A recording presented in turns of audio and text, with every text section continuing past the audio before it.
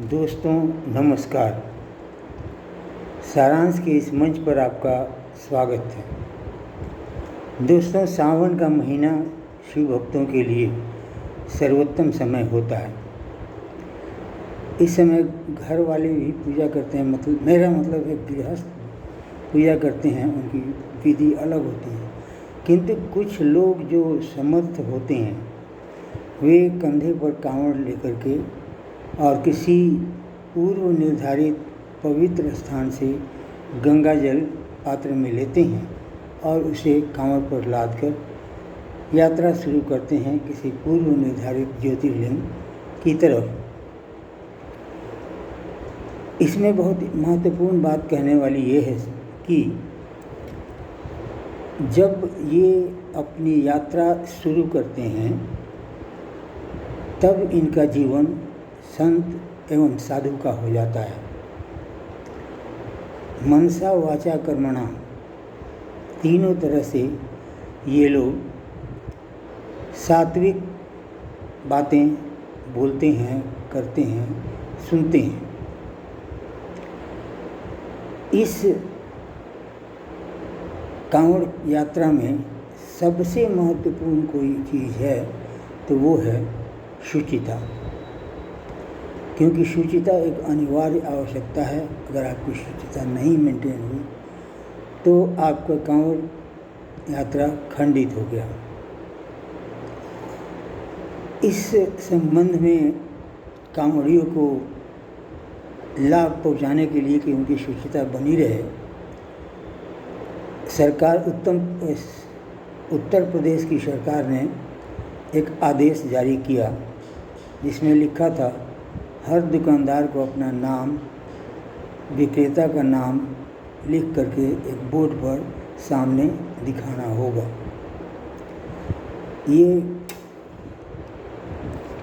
इस आदेश ने स्थिति स्पष्ट कर दी कि बाबा शिव ढाबा प्रोप्राइटर मंसूर हसन, शिव शुद्ध शाकाहारी प्रोप्राइटर खलील अंसारी तथा शुद्ध वैष्णव भोजनालय रहमत अली। दोस्तों, ये नाम काल्पनिक हैं किंतु इनका जिस स्थान पर हैं उस स्थान पर होना वास्तविक है।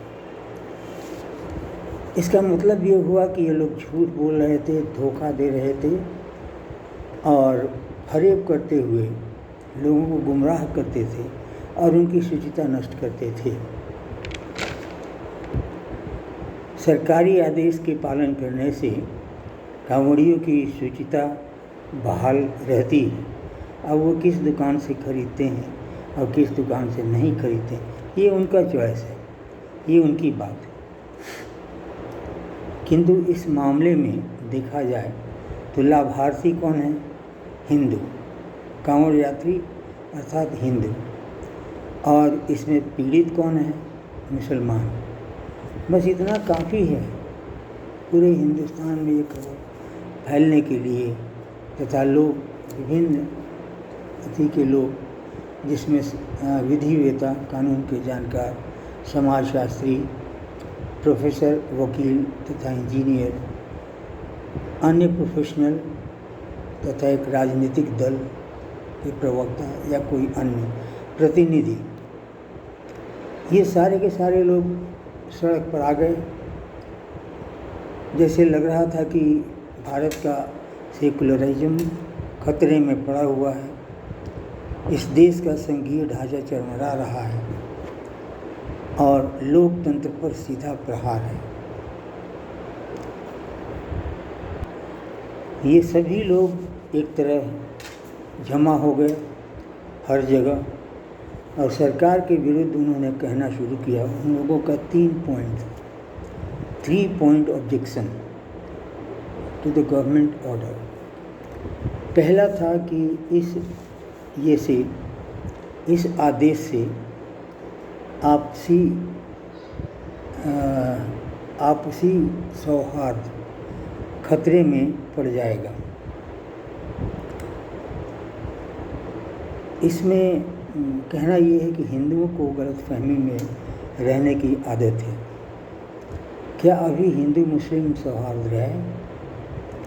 और उससे भी बड़ी बात कि अपने धर्म या अपनी किताब को पढ़ करके और कोई यह बताए कि क्या मोमिन किसी काफिर से दोस्ती कर सकता है?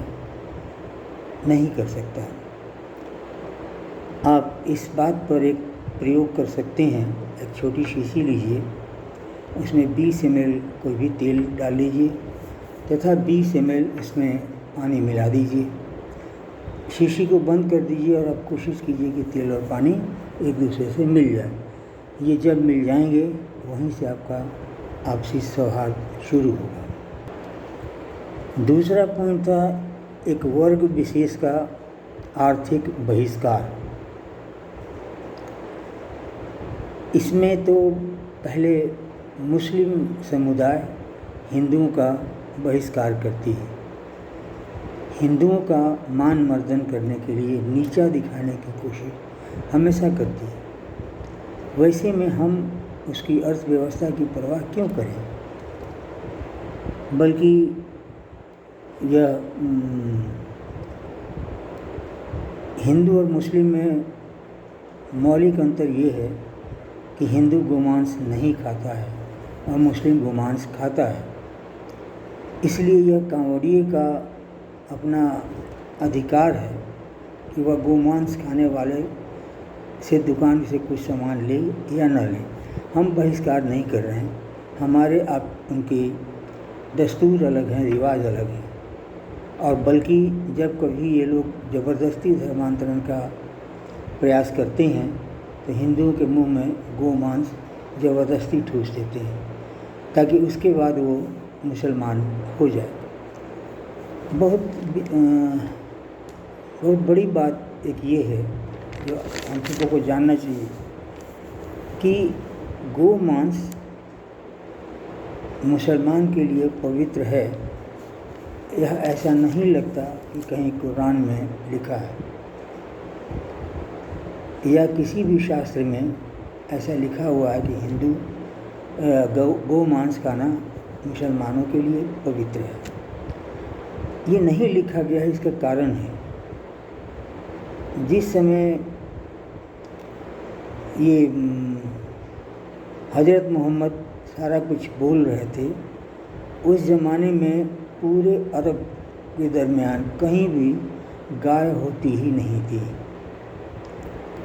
जब वहाँ के आक्रमणकारी यहाँ आक्रमण किए, अपना राज स्थापित किए, तो उन्होंने देखा कि ये हिंदू जो हैं गौ माता की पूजा करते हैं, तो इसलिए इन्होंने उसकी हत्या करना और मांस खाना शुरू कर दिया।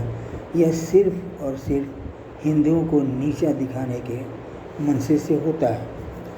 सवाल ये है कि आर्थिक बहिष्कार करना, तो एक बात उस समुदाय को भी जवाब देना होगा कि जब लैंड जिहाद, लव जिहाद, धूप जिहाद, मूत जिहाद और जाने क्या क्या जिहाद, वोट जिहाद, आप रह के जिहाद करते रहेंगे और हम आपके वित्तीय स्थिति या आर्थिक स्थिति के बारे में चिंतन करेंगे? क्यों करेंगे? किस आधार पर करेंगे? और सबसे बड़ी बात कि जब कोई कांवड़िया आता है तो उसे यह चुनना है कि अपनी शुचिता का ख्याल रखना है या किसी की आर्थिक व्यवस्था से जो बाइकआउट हो रहा उसको थोड़ा पोषण देना है। ये उसका अति है। आइए अब तीसरी खास बात जो लोग कहते हैं वो ये कहते हैं कि ये आदेश एक आर्थिक समानांतर आर्थिक व्यवस्था बनाए रखने के लिए दिया गया है। इससे क्या होगा कि हिंदुओं का एक समानांतर आर्थिक एक चक्र बनेगा जिसमें इनका पैरेलल इकोनॉमी हो जाएगी। तो अगर जिस राष्ट्र में, जिस राज्य में हलाल सर्टिफिकेट के सामान बिकते हों, और हम लोग तो जानते थे कि हलाल खाने पीने की चीज़ों में होता है या फिर मांस के बारे में हलाल होता है, लेकिन यहाँ जब जाइए आप किसी दुकान पर देखेंगे तो हलाल प्रोडक्ट में लिपस्टिक है, नेल पॉलिश है, टैल्कम पाउडर है, टूथब्रश है और बहुत सारे। तो ये जब तक, इसे तो किसी ने नहीं रोका। हलाल सर्टिफिकेशन भी मुस्लिम कम्युनिटी देती है और उसके बाद ये लोग ख़रीदते हैं उसी हलाल को और वो पैसा जाता है जिससे कि मुस्लिम पर उसकी मैन्युफैक्चरिंग कर सके। तो ऐसी स्थिति में समानांतर आर्थिक व्यवस्था को रोकने का प्रयास हम क्यों करें। और इससे भी बड़ी बात समाज के जिम्मेवार लोगों के लिए है कि आप अभी आर्थिक समानांतर व्यवस्था की बात कर रहे हैं। अभी समानांतर विधायिका एवं समानांतर न्यायपालिका लेकर शरिया कानून आ रहा है, आने वाला है। अब स्थिति यह है कि यह विवाद सुप्रीम कोर्ट में पहुंच गया है और सुप्रीम कोर्ट भी ऐसा लगता है कि किसी ड्राइंग रूम है, जैसे जाइए और बस सुनवाई हो जाती है, या फिर ये लोग बहुत पहुंच वाले हैं जिसे हम लोग नहीं जानते। खैर, जो सुनवाई में जज ने कहा वो ये कहा कि अभी तत्काल प्रभाव से अनिश्चित काल के लिए इंटरिम स्टे लगा देता हूँ और बाद में फिर सरकार के पक्ष के वकील और आपके पक्ष के वकील जो कुछ सबमिट करेंगे मटेरियल, उसके अनुसार जजमेंट दिया जाएगा। इसके बाद यह पूरा लेफ्ट लिबरल सिस्टम, यह पूरा जितने लोग सड़क पर आए हैं, जितने लोग फाइल किए हैं केस, सभी लेफ्ट लिबरल खुशी से नाचने लगे कि बाबा को एक तमाचा लगा है, बाबा को एक तमाचा लगा है। आप नहीं जानते कि बाबा सब कुछ कानून के तहत करते हैं। एनीवे, पहले हम लोग देखते हैं कि क्या आता है न्यायपालिका के आदेश में, और अगर इनका आदेश माना गया, कोर्ट ने माना कि ये इसका अधिकार है, तो फिर ये चलेगा। इस पर किसी के रोने चिल्लाने से कोई फ़र्क नहीं पड़ेगा। लेकिन एक और स्वामी जी आए हैं सीन पर, उन्होंने बात की तैयारी शुरू में ही कर ली। उन्होंने कहा कि आप अगर हिंदू हैं तो किसी भी देवता का तस्वीर अपने दुकान में टांग के रखिए और आप अपना नाम ज़रूर लिखिए।